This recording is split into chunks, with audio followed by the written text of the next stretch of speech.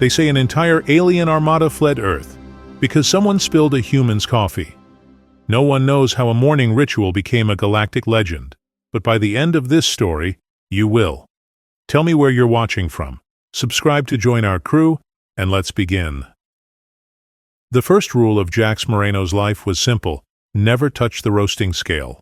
The second was even simpler: don't talk to him before his first sip.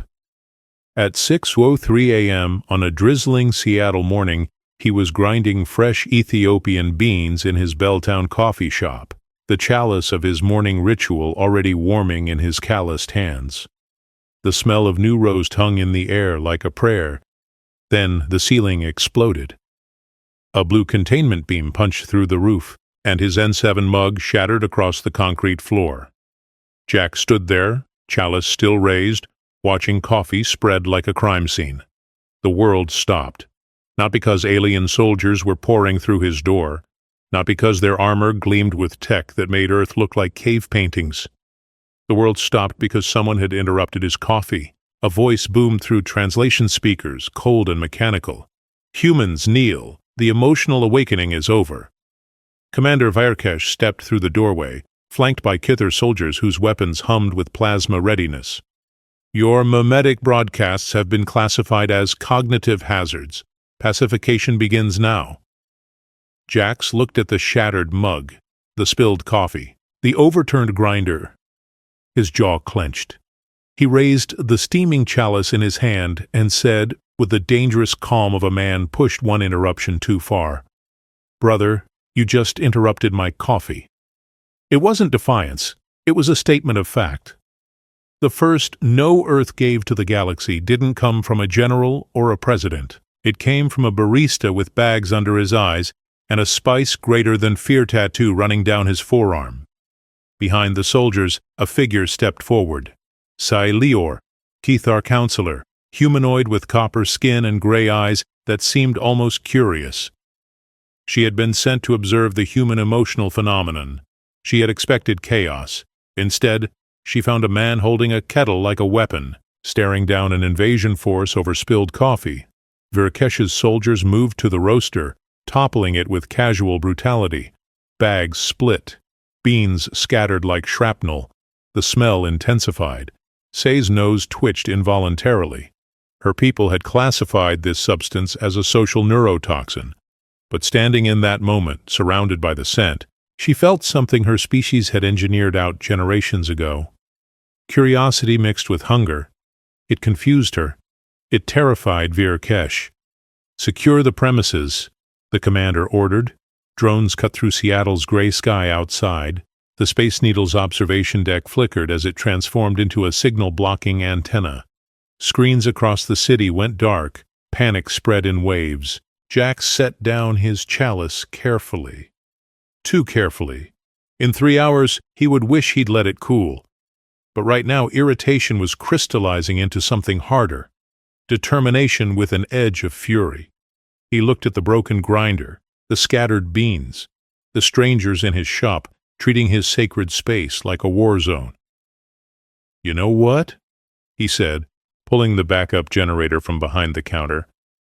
"I was trying to have a good morning." Say watched him work. Watched his hands move with the precision of ritual. Watched him wire the chalice's heating element into a crude transmitter, using the steam whistle to modulate Morse code.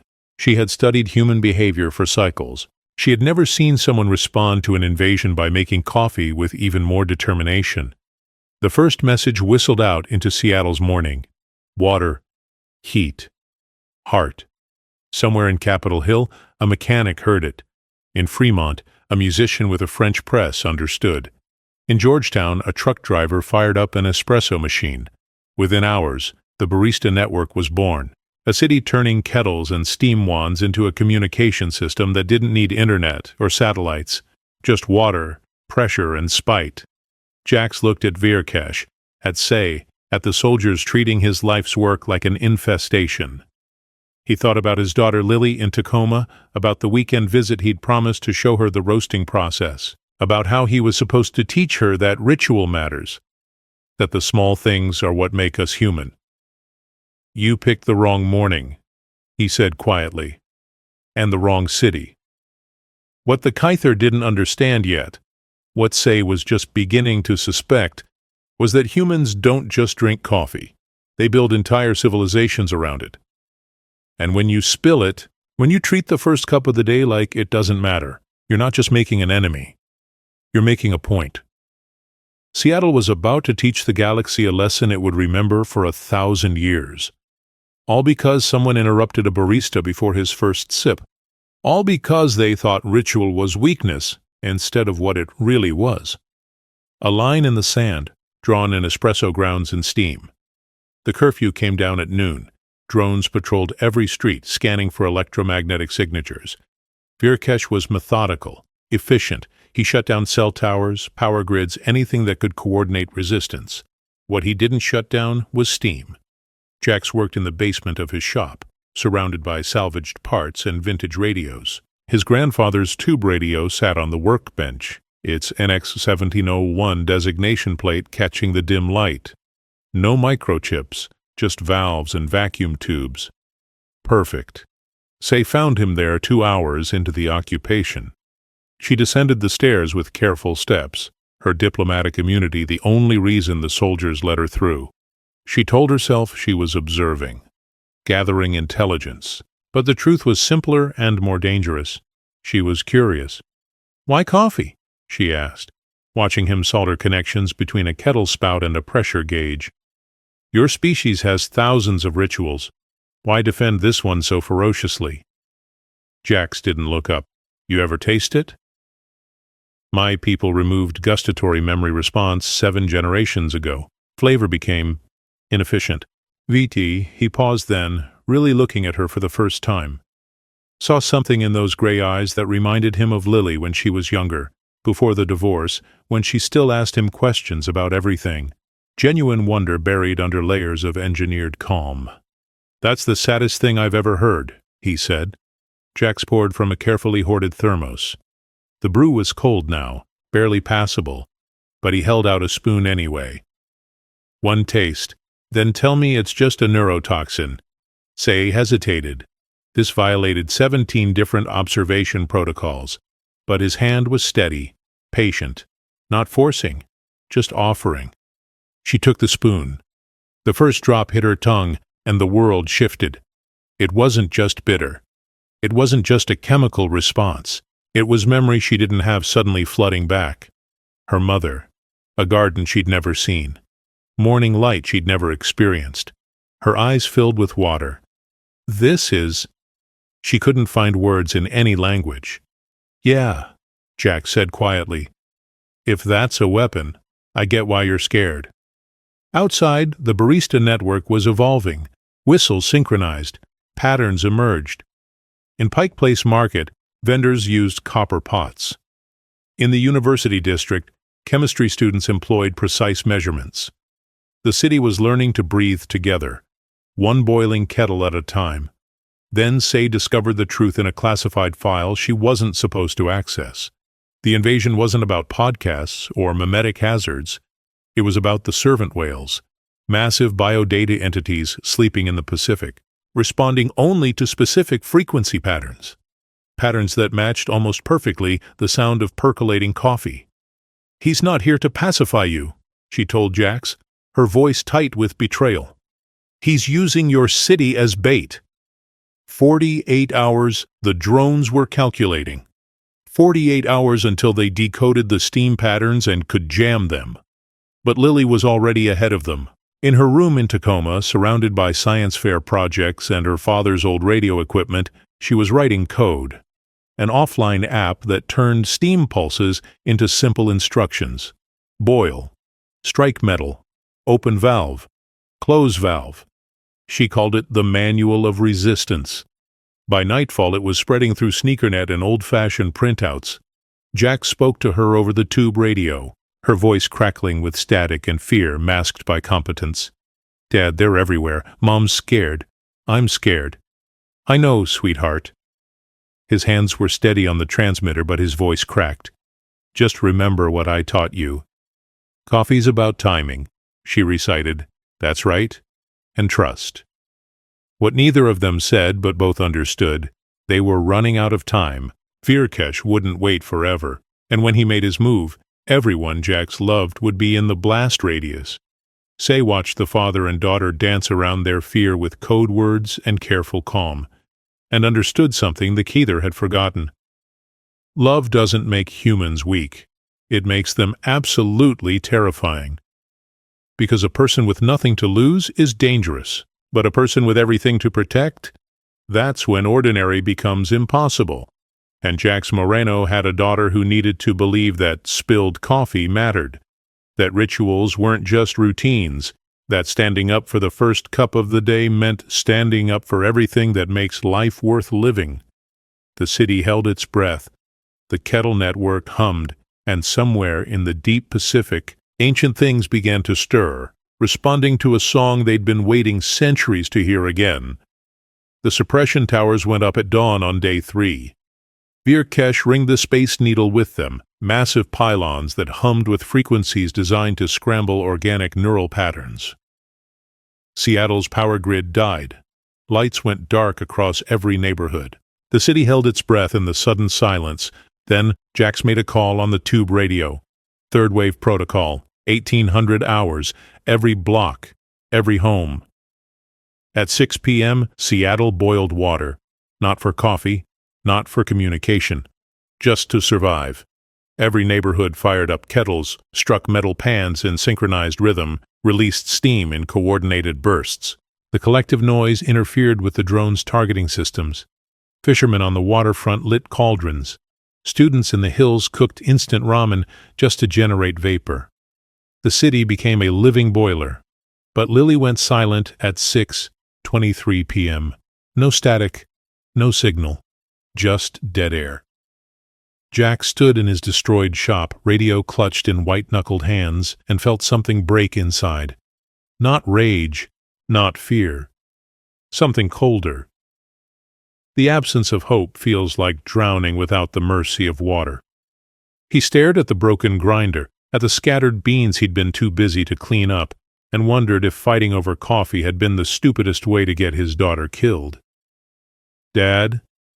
Lily's voice crackled back at 6:29. 6 minutes of eternity. "Sorry, had to move to the basement. They're scanning roof-level frequencies." Jax exhaled a breath he'd been holding for what felt like years. His hands shook. "Don't do that again." "I won't. Hey, did you know group chats work better than neural nets?" Her voice held that edge of scared competence, hiding terror behind facts. "I've been thinking about the timing pattern.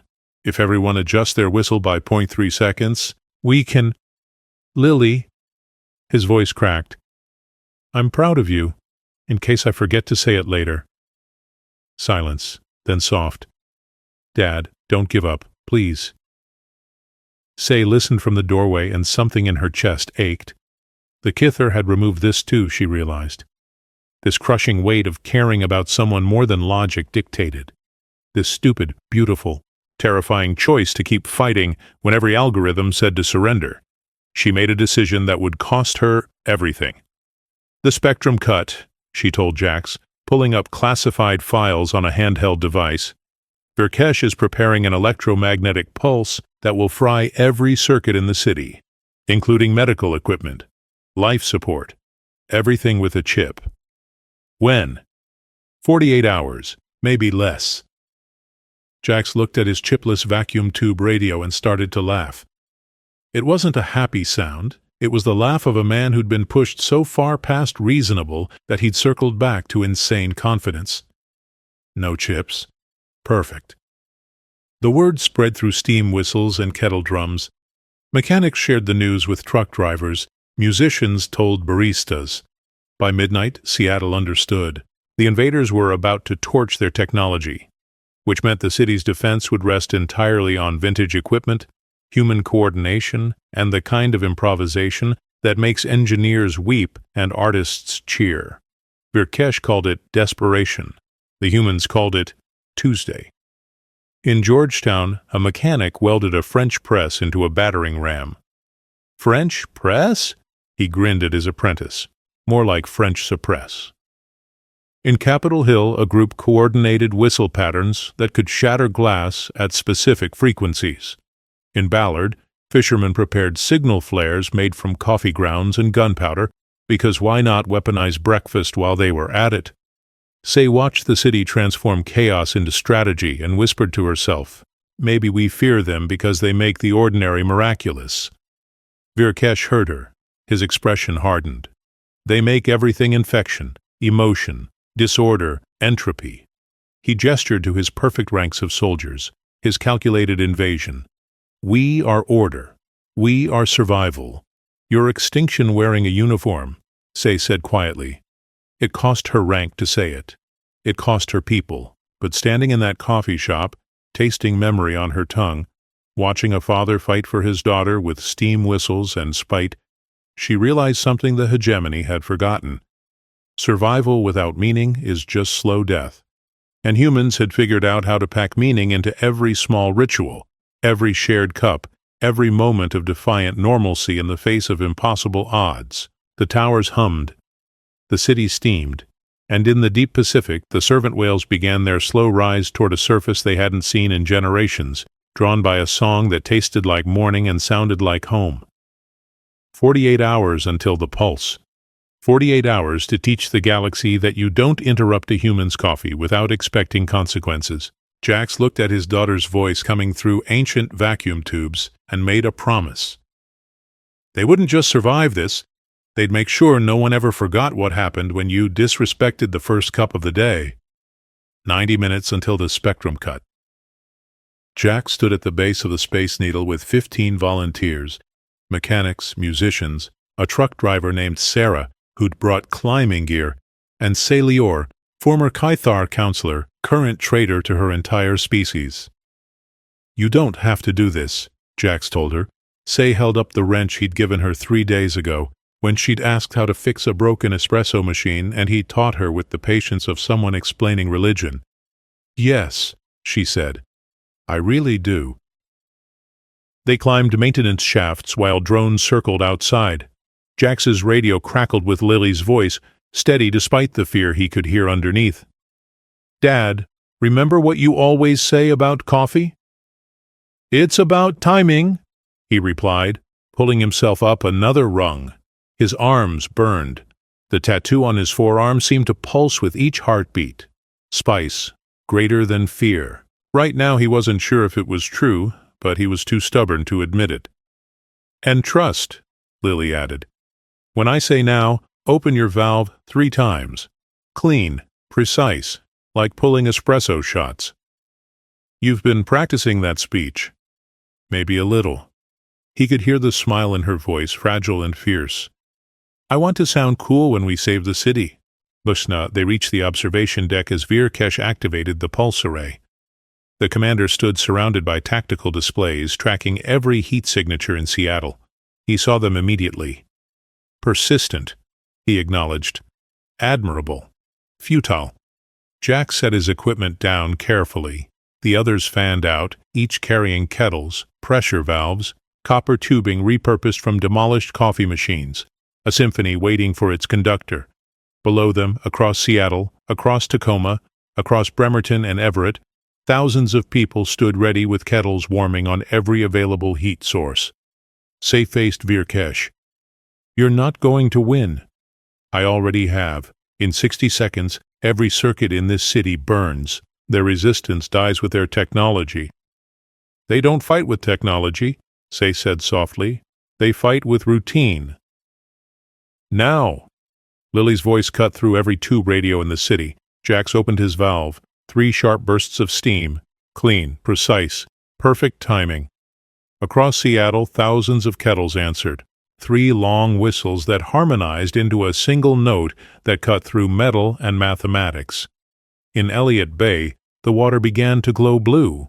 The servant whales were rising, singing in frequencies that predated the Kythar, that remembered when Earth was just another garden world and coffee was just a plant before humans made it prayer. The whale song matched the steam patterns, matched them and amplified them and turned them into something that made Virkesh's algorithms scream and fail. Drones turned on each other. Confused by signals that felt like data, but tasted like emotion. The pulse array flickered, recalibrating, trying to lock on targets that kept shifting in probabilistic clouds of chaos that somehow, impossibly, worked. How? Birkesh stared at his failing systems. How do you coordinate without networks? Group chat, alien boy, Sarah the truck driver said, grinning. But it wasn't just coordination. Jax watched the city respond, watched people he'd never met move in sync, because they all knew the rhythm of morning. The ritual of that first cup, the unspoken language of Seattleites who'd spent years passing each other in coffee shop lines. They weren't networked, they were practiced. Birkesh drew his plasma blade. Then I removed the center node. He moved faster than Jax expected. The blade came down. Jax did the only thing he could think of and raised his Italian stovetop coffee maker as a shield. It was ridiculous. It was all he had. The plasma cut through metal and into his arm. The pain was white-hot, immediate, absolute. Jax went down. Through the haze, he heard Lily screaming his name through the radio, heard Say shout something, saw movement. Say stepped between them, holding the wrench. Not as a weapon, as a statement. By authority of observer status, I declare ethical insubordination against the hegemony. She swung the wrench into the pulse array's central module and hurled it into the open air. The device fell, tumbling, its countdown frozen at 7 seconds. The servant whales breached fully now, massive and blue and ancient, their song turning the bay into a cathedral of sound. The city responded, thousands of people striking cups against surfaces, adding percussion to the symphony. Steam and song and stubbornness merged into something the galaxy had never quite heard before. Jax clutched his burned arm, radio pressed to his ear, listening to his daughter coordinate an entire city's worth of improvisational resistance. He was bleeding. He was terrified. He was so proud he couldn't breathe. "Lily," he gasped, "you did it!" "We did it, Dad. Now don't you dare die before you finally teach me that roasting technique you keep promising." Birkesh's forces were retreating, pulled back by hegemony admirals who suddenly realized they'd invaded a planet that treated morning coffee as holy ground. The commander stood alone, watching his perfect invasion crumble because he'd underestimated how hard humans would fight for the small things. "You shouldn't be able to," he started. Jax grinned through the pain. "Yeah, we get that a lot. That's kind of our thing." The song continued. The city sang with wails and kettles and the defiant sound of ordinary people doing impossible things because someone had disrespected their breakfast. And in that moment, Seattle taught the galaxy a lesson that would echo for generations. Never underestimate what humans will do when you interrupt their coffee. Because that's not just a drink. It's how we mark time, how we gather, how we turn the mundane into meaning. And if you take that away, if you treat our rituals like they don't matter, you're about to discover that humans are most dangerous when defending the things everyone else thinks are trivial. The blockade fell at dawn. Kithar ships withdrew to high orbit, while their diplomats scrambled to explain how a first-contact pacification had turned into an interstellar incident over breakfast beverages. Birkesh was already in custody, facing tribunal for violating 17 protocols, but mainly for the unforgivable sin of underestimating coffee. Jax sat in the ruins of his shop, arm bandaged, waiting. The door opened. Lily ran through it like a missile with a backpack, crashing into him with enough force to make his ribs ache and his burned arm scream. He didn't care. He held her and felt all the fear of 3 days transform into relief so intense it hurt worse than plasma burns. "You're okay," she was saying into his chest. "You're okay. You're okay. You're okay." "Thanks to you," he managed, "my brilliant, terrifying daughter who turned off-grid apps into revolution." She pulled back, eyes red but fierce. "You promised to teach me the roasting technique." Yeah, I did." He looked at the destroyed equipment, the scattered beans, the broken grinder. "Might take a while to rebuild." "That's okay, I'm patient." She absolutely wasn't. They both knew it. But she was her father's daughter, which meant she'd learned stubbornness alongside science. Say appeared in the doorway, carrying a box. Inside, A new grinder, replacement parts, bags of Ethiopian beans from her own diplomatic supplies. "I believe," she said carefully, "that this is how humans say sorry, with gifts." "That's close enough." Jax accepted the box. "You know the hegemony's not going to be happy about you staying." "Oh, the hegemony removed our ability to taste memory 7 generations ago because it was inefficient. Say's copper skin caught the morning light. They can stay efficient without me. I'd rather learn to be human." "It's harder than it looks," Lily warned. "Good. I prefer challenges." The recording went viral across 17 systems before lunch. The first cup accord, a mandatory 7-minute hot water truce before any interspecies negotiation. It sounded ridiculous. It was brilliant. It forced every species to share that moment of ritual, that pause before conflict, that acknowledgement that some things transcend warfare. Seattle rebuilt. The Barista Network became a civilian emergency system, teaching cities across Earth how to coordinate through sound and ritual instead of just infrastructure. Lily's app became standard crisis software. Jax taught Say how to pull the perfect espresso shot and learned to say sorry in Caithar, which turned out to be harder than making a decent pour-over. The shop reopened 6 weeks later. New sign above the door. If you interrupt the first cup, you negotiate with the entire galaxy. Below it, smaller. Paragon Pour, Renegade Roast, available. Jax stood at the roaster, Lily beside him learning the timing, Say taking orders at the counter with the kind of intense focus she used to reserve for diplomatic briefings. A line formed out the door, tourists, locals, a few alien ambassadors hoping to understand what they'd fought so hard to suppress. "Why this?" one of them asked, holding a cup uncertainly. "Why defend a beverage with such ferocity?" Jax looked at his daughter, his shop, the city outside that had turned kettles into weapons and routine into revolution. He thought about the question for a moment, then smiled. Because it's not about the coffee, it's about the pause before the first sip, the moment where you decide the day starts now, on your terms. The ritual that says even when the world's ending, even when aliens are literally invading, you get this one thing, this one small perfect ordinary thing that's yours. He poured carefully, watching the creamiform. "We're not special because we're the strongest or the smartest. We're special because we'll fight wars over breakfast if you don't respect it. Because we turn the mundane into miracles. Because when you take away our rituals, you're not just taking away routines. You're taking away the things that make us human." The ambassador sipped. Their expression shifted through confusion to understanding.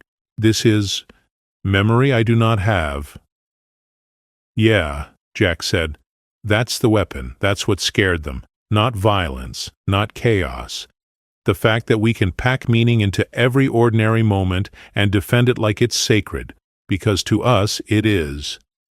Lily added milk to someone's order, her movements already showing the precision her father had spent years developing. Say learned to steam without burning herself. Outside, the city moved through its morning with the satisfied exhaustion of people who'd won something they weren't supposed to win. In deep space, the story spread. Human ships carried it between stations. Alien traders whispered it in jump gates. The legend grew with each telling, a city that fought invasion with kettles, a species that treated breakfast as holy ground.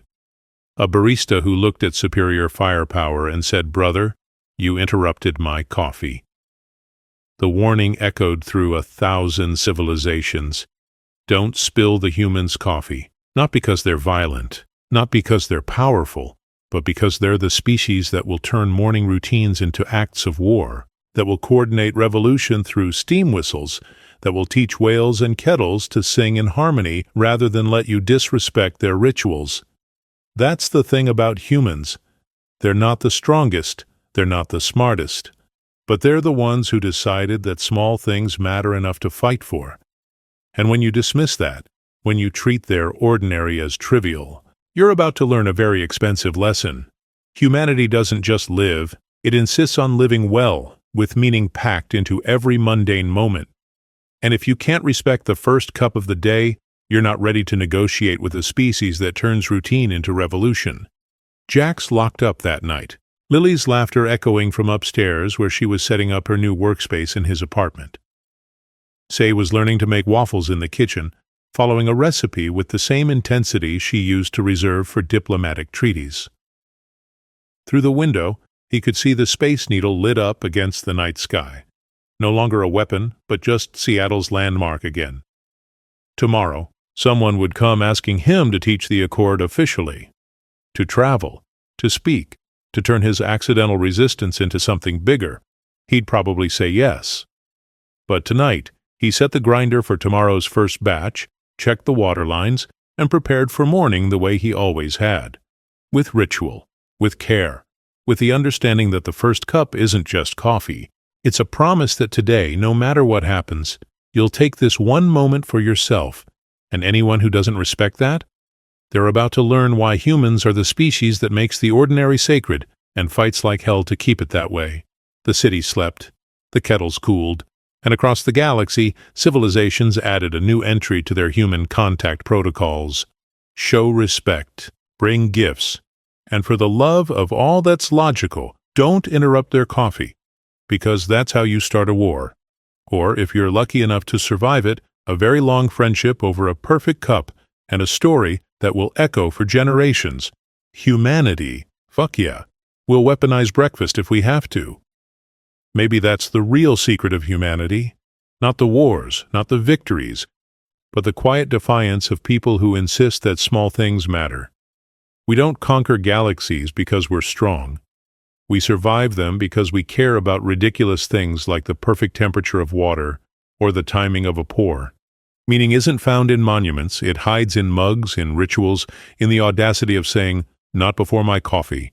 So what really keeps a civilization alive? Its technology or its rituals? When everything collapses, do we still have the courage to protect something ordinary just because it makes us feel human? And how many wars in our own lives start simply because someone, somewhere, disrespected the small sacred pause that makes the day bearable?